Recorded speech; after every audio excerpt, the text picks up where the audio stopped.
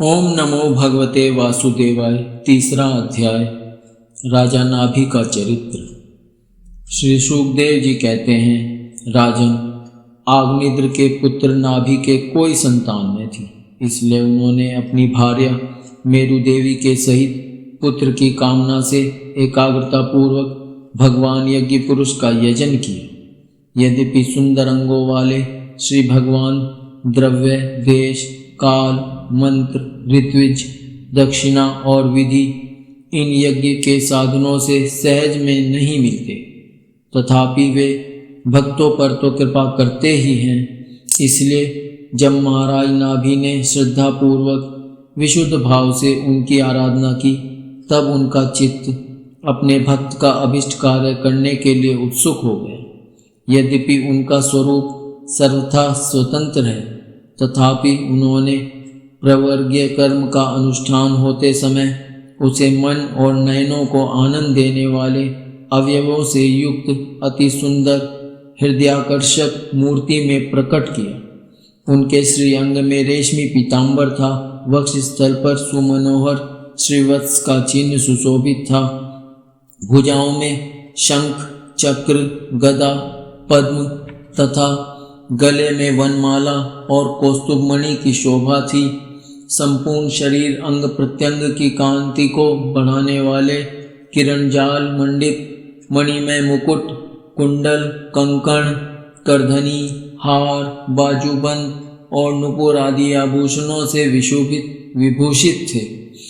ऐसे परम तेजस्वी चतुर्भुज मूर्ति पुरुष विशेष को प्रकट हुआ देख ऋत्विज, सदस्य और यजमान आदि सभी लोग ऐसे आह्लादित हुए जैसे निर्धन पुरुष अपार धनराशि पाकर फूला नहीं समाता।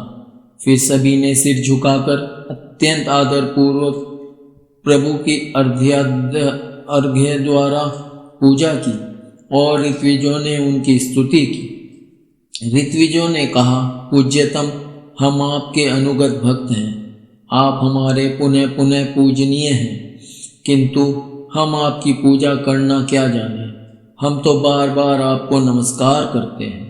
इतना ही हमें महापुरुषों ने सिखाया है। आप प्रकृति और पुरुष से भी परे हैं। फिर प्राकृत गुणों के कार्यभूत इस प्रपंच में बुद्धि फंस जाने से आपके गुणगान में सर्वथा असमर्थ ऐसा कौन पुरुष है जो प्राकृत नाम, रूप एवं आकृति के द्वारा आपके स्वरूप का निरूपण कर सके। आप साक्षात परमेश्वर हैं। आपके परम मंगल में गुण संपूर्ण जनता के दुखों का दमन करने वाले हैं। यदि कोई उन्हें वर्णन करने का साहस भी करेगा तो केवल उनके एक देश का ही वर्णन कर सकेगा। किंतु प्रभु, यदि आपके भक्त प्रेम गदगद वाणी से स्तुति करते हुए सामान्य जल, विशुद्ध पल्लव, तुलसी और दूब के अंकुर आदि सामग्री से ही आपकी पूजा करते हैं, तो भी आप सब प्रकार संतुष्ट हो जाते हैं। हमें तो अनुराग के सिवा इस द्रव्य काल आदि अनेकों अंगों वाले यज्ञ से भी आपका कोई प्रयोजन नहीं दिखलाई देता, क्योंकि आपसे स्वतः ही क्षण क्षण में जो संपूर्ण पुरुषार्थों का फल स्वरूप परमानंद स्वभावतः ही निरंतर प्रादुर्भूत होता रहता है, आप साक्षात उसके स्वरूप ही हो।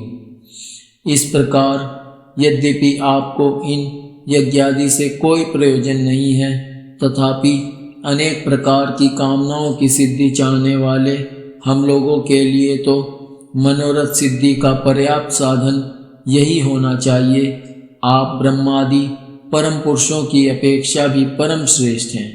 हम तो यह भी नहीं जानते कि हमारा परम कल्याण किसमें है और न हमसे आपकी यथोचित पूजा ही बनी है।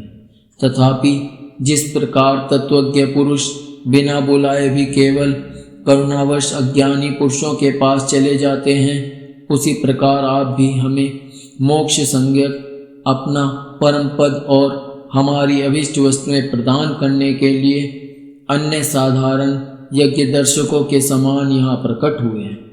पूज्यतम, हमें सबसे बड़ा वर तो आपने यही दे दिया कि ब्रह्मादि समस्त वरदायकों में श्रेष्ठ होकर भी आप राजऋषि नाभि की इस यज्ञशाला में साक्षात हमारे नेत्रों के सामने प्रकट हो गए।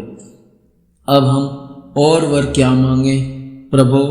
आपके गुणगणों का गान परम कल्याण में परम मंगलमय है। जिन्होंने वैराग्य से प्रज्वलित हुई ज्ञानाग्नि के द्वारा अपने अंतःकरण के राग द्वेष आदि संपूर्ण मलों को जला डाला है, अतएव जिनका स्वभाव आपके ही समान शांत है, वे आत्माराम मुनिगण भी निरंतर आपके गुणों का गान ही किया करते हैं। अतः हम आपसे यही वर मांगते हैं कि गिरने, ठोकर खाने, छींकने अथवा जम्भाई लेने और संकटादि के समय एवं ज्वर और मरणादि की अवस्थाओं में आपका स्मरण न हो सकने पर भी किसी प्रकार आपके सकल कलिमल विनाशक, भक्तवत्सल, दीन बंधु आदि गुण द्योतक नामों का हम उच्चारण कर सकें। इसके सिवा कहने योग्य न होने पर भी एक प्रार्थना और है। आप साक्षात परमेश्वर हैं। स्वर्ग अपवर्ग आदि ऐसी कोई वस्तु नहीं है जिसे आप न दे सकें। तथापि जैसे कोई कंगाल किसी धन लुटाने वाले परम उदार पुरुष के पास जा पहुंचकर भी उससे भूसा ही मांगे, उसी प्रकार हमारे यजमान ये राजऋषि नाभि संतान को ही परम पुरुषार्थ मानकर आपके ही समान पुत्र पाने के लिए आपकी आराधना कर रहे हैं। यह कोई आश्चर्य की बात नहीं है।